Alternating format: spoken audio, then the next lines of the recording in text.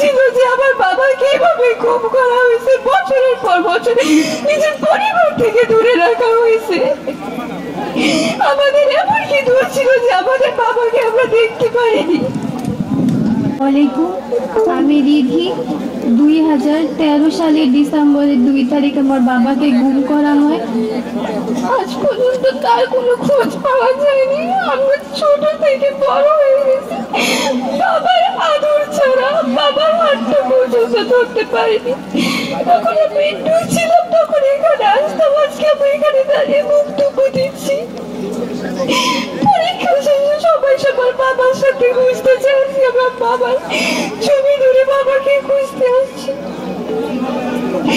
আমার বাবার দোষটা কি ছিল যে আমার বাবাকে এভাবে গুম করা হয়েছে, বছরের পর বছর নিজের পরিবার থেকে দূরে রাখা হয়েছে।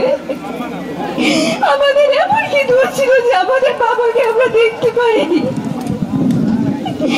আমার বাবাকে ফিরিয়ে দিন, আমরা আপনাদের কাছে কিচ্ছু চাই না। আমরা অনেক কান্না করছি, এখন শুধু আমরা আমার বাবাদের ফিরিয়ে চাই, বাবার হাতটা ধরতে চাই।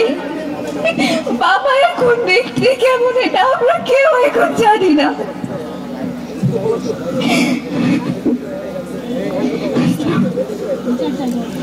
আমি আমার বাবার কেন গুম করা হয়েছে এটার বিচার চাই সবার থেকে।